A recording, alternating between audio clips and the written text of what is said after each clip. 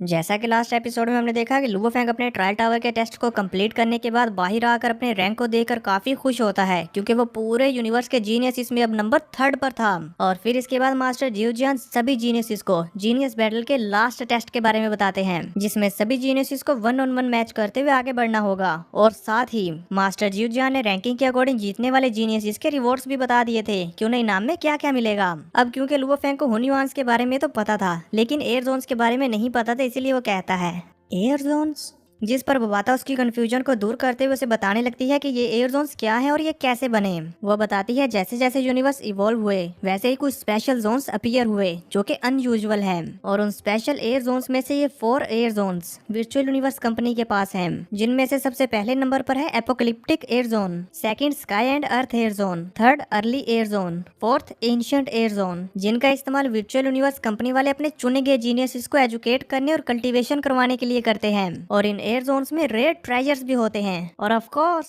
वहाँ पर खतरा भी बहुत है। बबाता यहाँ पर फैंग को यह सब कुछ समझा रही होती है, जबकि वहीं दूसरी तरफ फैंग यून रोंगजुन के पास आते हुए कहती है यह वर्चुअल यूनिवर्स कंपनी में 1000 रजिस्टर्ड पार्टिसिपेंट्स हैं। वो सभी जिन्होंने भी ट्रायल टावर के टेस्ट को पास किया है वो कंपनी में एंटर हो सकते हैं, और वो सभी जो रैंकिंग के अकॉर्डिंग एलिमिनेट हो गए वो बेचारे तो हमसे जलते होंगे। हम देखते हैं कि फैंग यून की इन बातों पे रोंगजुन बिल्कुल भी ध्यान नहीं देता। तभी मास्टर जियोजियान इन सभी से कहते हैं वर्चुअल यूनिवर्स कंपनी कोई रिलैक्स करने की जगह नहीं है। इन मिलियन ऑफ ईयर्स में कंपनी के पास बहुत सारे जीनियसिस आए हैं, लेकिन अभी तक उनमें से सरवाइव करने वाले जीनियसिस की तादाद सिर्फ 1/10 है। यानी कि दोस्तों, अगर 10 जीनियसिस वर्चुअल यूनिवर्स कंपनी में इंटर हुए हैं तो मिशन पर जाने के बाद उन 10 में से कोई एक ही जिंदा बचकर वापिस आता है। मास्टर जियोजियान की ये बात सुनकर सभी जीनियसिस काफी परेशान हो गए थे। तभी वो आगे और बताते हैं वो जीनियसिस जो मारे जाते हैं उनकी मौत की वजह अलग अलग होती है, लेकिन उनमें से तकरीबन आधे एलियन क्लैन के साथ होने वाली बैटल्स में खुद को सैक्रिफाइस कर देते हैं।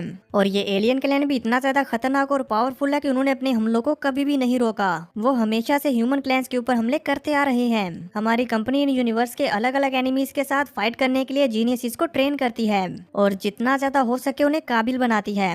इसीलिए तुम सभी लोग अपने आप को मेंटली प्रिपेयर कर लो। ये सब बताने के बाद वो ये कहते हुए वहाँ से चले जाते हैं कि फाइनल सिलेक्शन अभी शुरू होने वाला है। वहाँ पर मौजूद सभी जीनियस उनकी बातें बड़े ही गौर से सुन रहे होते हैं। तभी लुवो फेंग अपने मन में सोचते हुए कहता है एलियन क्लैन के खिलाफ फाइट, मैं खत्म होने की इस फीलिंग को बहुत अच्छे से समझ सकता हूँ। लुवो फेंग मास्टर जियोजियान की इस बात को अच्छे से इसलिए समझ पा रहा है क्योंकि अभी अर्थ के ऊपर एक बहुत बड़ा खतरा मंडरा रहा है, इसीलिए वो जानता है कि ये फीलिंग कैसी होती है। इसी के साथ सीन कट होता और अर्थ पर एंशिएंट सिविलाइजेशन 31 का सीन दिखाया जाता है, जहां पर वॉरियर ली शन लुवो फेंग के आने से पहले उस एंशिएंट सिविलाइजेशन रूइंस का सारा डाटा कलेक्ट कर लेते हैं। और फिर जैसे ही लुवो फेंग वहां पर आता है तो वो इस कलेक्ट किए हुए डाटा को देखते हुए फेंग को बताते हैं यहाँ पर इन्वेस्टिगेशन करने से मुझे पता चला है कि ये मदर नेस्ट अभी भी हाइबरनेशन स्टेट में है और अभी के लिए हमें इससे कोई खतरा नहीं है। और साथ ही वो फेंग से और भी कहते हैं अब क्योंकि 5 कंट्रीज के लीडर भी इस नेस्ट के बारे में जानते हैं, इसीलिए मैंने उन सभी से कहा है थोड़ी देर के लिए इस इन्फॉर्मेशन को अनाउंस ना करें ताकि हम केओस से बच सके, नहीं तो हर तरफ हड़बड़ी मच जाएगी। उनकी इस बात पर लुवो फेंग भी हमें सर हिलाता है। तभी वॉरियर ली शन लुवो फेंग को इशारा करते हुए दूसरी तरफ देखने को कहते हैं। जब लुवो फेंग उस तरफ देखता है तो वो देखता है कि यूजिन भी यहाँ पर आई हुई है। अब हमें यूजिन को दिखाया जाता है जो इस एंशिएंट सिविलाइजेशन के आसपास कुछ डिवाइसेस लगा रही थी, और इस काम में ओगियो, बैकरुल और लुवो फेंग का ब्रदर भी उसकी हेल्प कर रहे होते हैं। सारे डिवाइसेस लगा देने के बाद जब वो एक्टिवेट होते हैं तो यूजिन उन्हें देखते हुए खुश होकर कहती है ग्रेविटी वेव एक्सेप्टेंस का टेस्ट सक्सेसफुल रहा। अब अगर मदर नेस्ट में जरा से भी चेंजेस होते हैं तो हमें उसी वक्त वार्निंग्स मिलना शुरू हो जाएंगी। वो यहाँ पर इन डिवाइसेस को लगाकर खुश हो रहे होते हैं कि तभी वहाँ पर लुवो फेंग भी आ जाता है, जो यूजिन के पास आते हुए उसे कमर से पकड़कर अपने साथ लगाते हुए कहता है यूजिन, ये जगह बहुत डेंजरस है, तुम्हें खुद यहाँ पर आने की जरूरत नहीं है।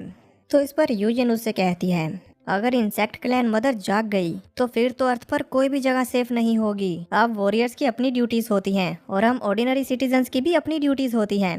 यूजिन को अर्थ की इतनी फिक्र करता हुआ देखकर लुवो फेंग उसे बड़े ही प्यार से देख रहा होता है और फिर कहता है यूजिन, साथ ही वो उसके माथे पर किस करता है, जो देखकर लुवो फेंग का ब्रदर और ओगियो अपना अपना चेहरा दूसरी तरफ कर लेते हैं। तभी इतने में लुवो फेंग को किसी की कॉल आती है और हमें पता चलता है कि ये कॉल किसी और की नहीं बल्कि वॉरियर ली शन की है, जो लुवो फेंग से कहते हैं थर्ड ब्रदर, आप अच्छे से बैटल की तैयारी करें और इस जगह को हम पर छोड़ दें। जिस पर फेंग भी कहता है ठीक है।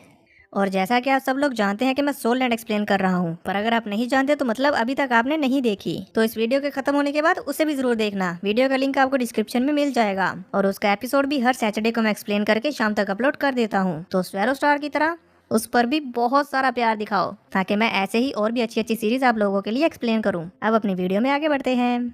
अब व्यू चेंज होता है, हम देखते हैं कि लुवो फेंग बबाता की वर्चुअल स्पेस में बैठकर ध्यान लगा रहा होता है और साथ ही साथ वो इंसेक्ट क्वीन से मिली हुई मेमोरीज को देखते हुए फटाफट बबाता के पास जाता और उससे कहता है, बबाता, ट्रायल टावर के टेस्ट के दौरान मैंने इंसेक्ट क्वीन के साथ फाइट करने के बहुत ही अच्छे और इफेक्टिव तरीके ढूंढे हैं, जिनमें से एक वेन सीलिंग टेक्निक है जो हम उसके स्पिरिचुअल अटैक्स को रोकने के लिए इस्तेमाल कर सकते हैं। हाउएवर अर्थ पर मौजूद उस वर्ल्ड मास्टर लेवल की इंसेक्ट क्वीन को तो हमारे मास्टर भी डायरेक्टली कंट्रोल नहीं कर सकते।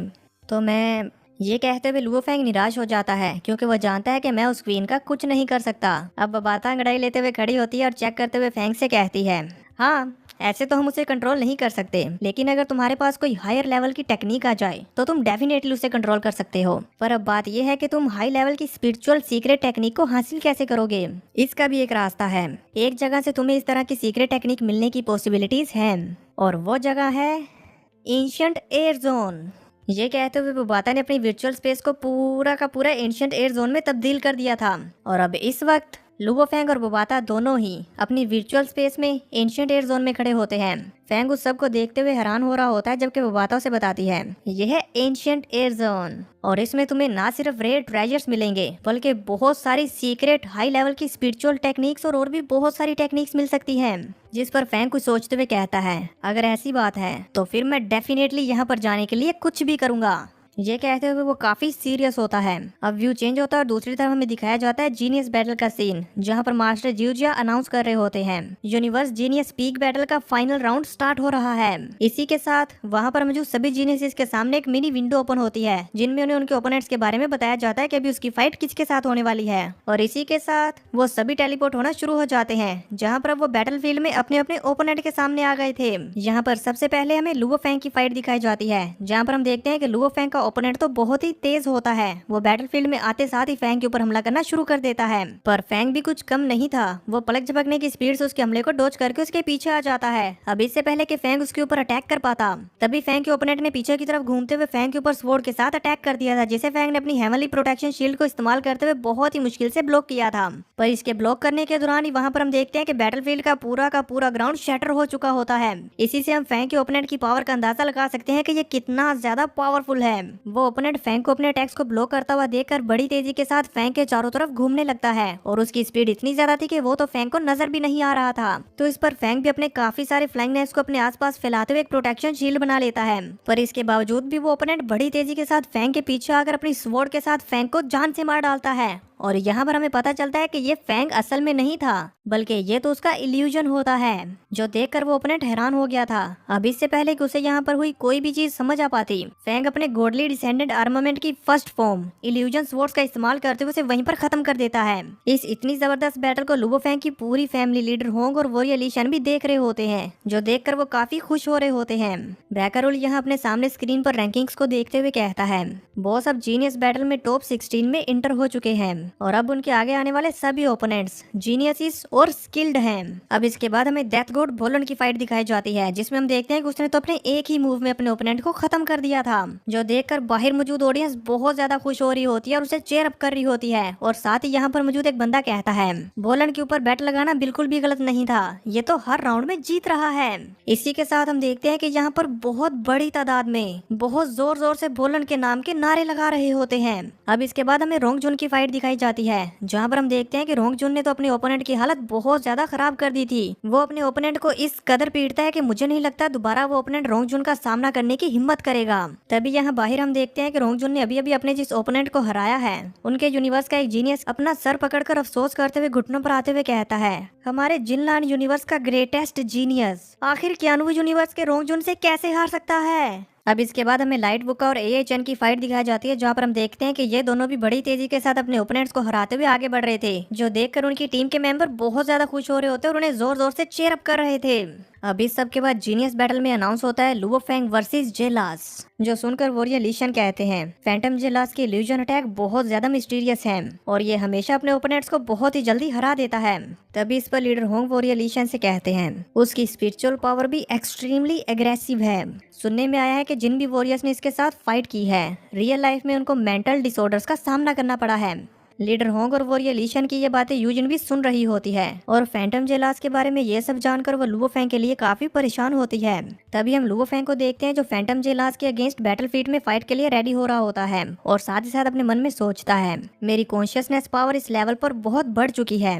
हाउएवर अब भी मैं इसकी तरफ देखता हूँ तो मुझे बहुत ही टेरिफाइंग फीलिंग आती है। खुशकिस्मती से मेरे पास मेरे मास्टर का वॉइड डिफेंस सोल कोर है, कम से कम इसकी हेल्प से मैं आसानी से तो नहीं हारूंगा और अब मुझे मेंटल अटैक करने की बजाय अपनी मार्शल आर्ट्स का यूज करते हुए जल्दी से खत्म करना होगा, नहीं तो ये मेरे लिए बहुत मुश्किल पैदा करेगा। ये कहते हुए हम देखते हैं कि लुवो फेंग अपने गॉडली डिसेंडेंट आर्मामेंट की इल्यूजन स्वॉर्ड फॉर्म का इस्तेमाल करते हुए बड़ी तेजी के साथ फैंटम जेलास के ऊपर अटैक करने के लिए आगे बढ़ जाता है। तभी हमें यहाँ पर एक नजर फैंटम जेलास को भी दिखाया जाता है जो कि वाकई में ही इतने करीब से देखने पे पूरा डेविल लग रहा होता है।